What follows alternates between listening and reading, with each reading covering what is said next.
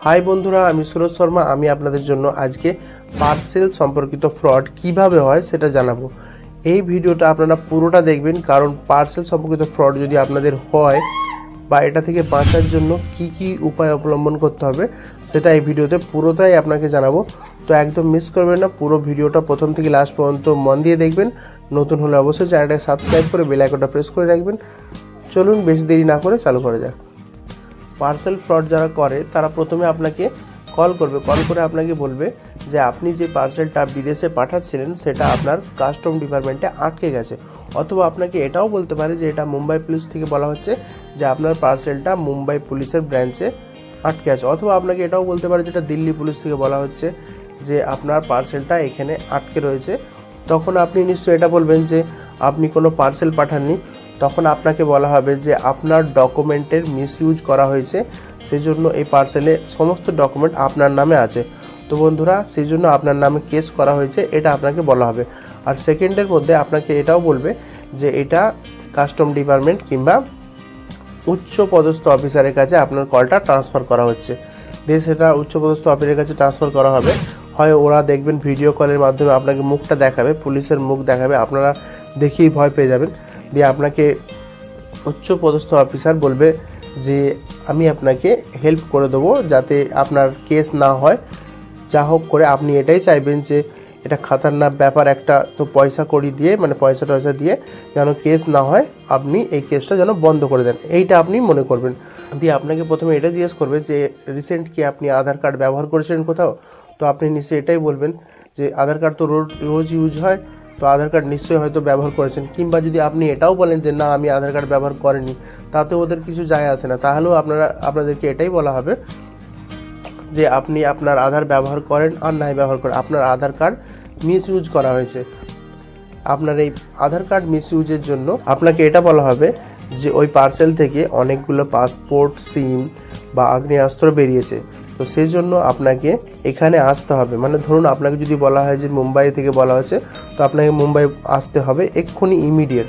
তো আপনারা নিশ্চয়ই এটা বলবেন যে আমি আসতে পারবো না, আপনারা ফোনে ফোনে যা করবেন করে নিন, আমি সহযোগিতা করব। তখন ওনারা এটা আপনাকে বলবে যে আপনার সমস্ত যেখানে জমা পুঁজি আছে, আপনার কটা ব্যাংক আছে, আপনার সমস্ত ডিটেলস আমাদেরকে দিন। মানে ওটা বলবে যে সমস্ত ডিটেলস মানে ব্যাংকের সমস্ত ডিটেলস দিতে বলবে, কোথায় এফডি, এলআইসি, ইন্স্যুরেন্স যা যা আপনি করেছেন তাই সমস্ত ডিটেলস বলবে। কারণ ওই যে ফেক পুলিশ আছে সে আপনাকে এটা বলবে যে আপনার নামে যে সমস্ত ডিটেলস আছে সেটা আয়কর দপ্তর ভেরিফাই করে দেখার পরে যদি মনে হয় যে এই ডিটেলসগুলো সত্যিই আপনার নয় বা আপনার ডকুমেন্ট এতে নেই বা আপনার কোনো হাত নেই, তাহলে আপনাকে ছেড়ে দেবে। কিন্তু বন্ধুরা সমস্ত ডিটেলস বলতে যে সমস্ত আপনার টাকা জমিয়ে রেখেছেন চারদিকে সমস্ত ডিটেলস ওরা চাইবে, এবং আপনাকে এটাও বলবে যে আপনাকে এখনই ব্যাংকে যেতে হবে। দিয়ে ব্যাংকে যাওয়ার পরে আপনাকে এটা বলবে আপনার জমায়িত যা টাকা আছে সেই টাকাগুলো তুলতে হবে, আর ওনার যে অ্যাকাউন্ট ওনারা দেবেন সেই অ্যাকাউন্টে আপনাকে ট্রান্সফার করে দিতে হবে। ঠিক আছে বন্ধুরা, তো অনেকে এই ব্যাপারটা ভয় পেয়ে যাচ্ছে, ভয় পেয়ে যে ওনাকে যে অ্যাকাউন্টটা ওরা দিচ্ছে সেই অ্যাকাউন্টটায় ওরা ট্রান্সফার করে দিচ্ছে। তো বন্ধুরা এটা বিরাট ভয়ঙ্কর ব্যাপার বলতে গেলে। অনেকেই পুলিশের যে অফিসারের মুখটা দেখছে, ফেক পুলিশের অফিসার মুখটা দেখে অনেকে অরিজিনাল পুলিশ মনে করছে, দিয়ে ভয় পেয়ে সব টাকা জড়ো করে সেকেন্ডের মধ্যে ট্রান্সফার করে দিচ্ছে। তো বন্ধুরা এটা অনেকে আবার বেঁচেও গেছে।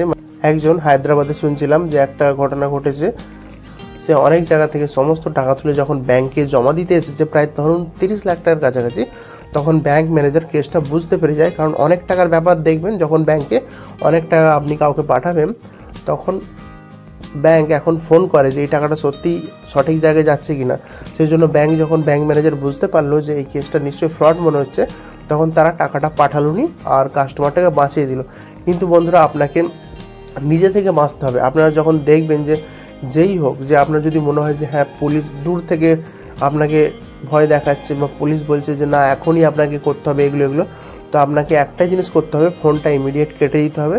কেটে দিয়ে যদি পুলিশ জাতীয় কেস হয় তো আপনার লোকাল থানায় অবশ্যই সঙ্গে সঙ্গে যাবেন, যে ব্যাপারটা বলবেন যে স্যার এই ব্যাপার আছে, আমি তো কিছু করিনি, তো পার্সেলটা কী দেখাচ্ছে। আপনাকে ভয় পেলে চলবে না। যে আপনার নিয়ারেস্ট যে পুলিশ স্টেশন আছে আপনি ভাববেন যে আপনার নিয়ারেস্ট পুলিশ স্টেশনে গেলে আপনাকে ধরে নেবে, সেরকম কিছুই হবে না। আপনাকে একদমই টেনশন করা চলবে না। আপনি যত টেনশন করবেন আপনার ওই টেনশনের ফায়দা ওরা লুটবে, কারণ ওরা তো হচ্ছে ফেক পুলিশ। ওরা সমস্ত ধরনের টেকনিক জানে আপনার মাথাটা কিভাবে খাওয়া যায়, মানে কিভাবে আপনার মাথাটাকে ঘোরানো যায়। তো বন্ধুরা, যতই ভয় পান, যতই আপনাকে ভয় খাওয়াক, আপনাকে করতে হবে কি, আপনাকে ফোনটা কেটে দিতে হবে। আর নিয়ারেস্ট যে পুলিশ স্টেশন, পুলিশের ব্যাপার হলে যখন পুলিশের অফিসারের মুখ দেখিয়েছে তো আপনাকে নিয়ারেস্ট পুলিশ স্টেশন যেতে হবে। আর যদি আপনার অন্য কিছু হয়, কাস্টম বিভাগ পালসের যাই বলছে, বা গ্যাসের নামে যদি কিছু বলে, যাই বলুক, আপনাকে নিয়ারেস্ট পুলিশ স্টেশনে ইমিডিয়েট যেতে হবে, যে আপনাকে ব্যাপারটা বলতে হবে যে এই ব্যাপার আছে। আপনাকে ভয় পেলে চলবে না যে আপনার পুলিশের কাছে গেলে আপনাকে ধরে নেবে, সেরকম কিছুই হবে না। কারণ যখনই ফোনের মাধ্যমে কিছু হচ্ছে, জানবেন ওটা ফ্রড আছে।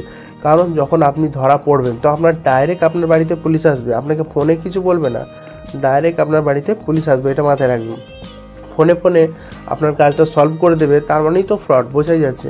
ফোনে যখন কাউকে টাকা পাঠাবেন তার মানেই ফ্রড। ঠিক আছে বন্ধুরা, এই জিনিসটা মনে রাখবেন।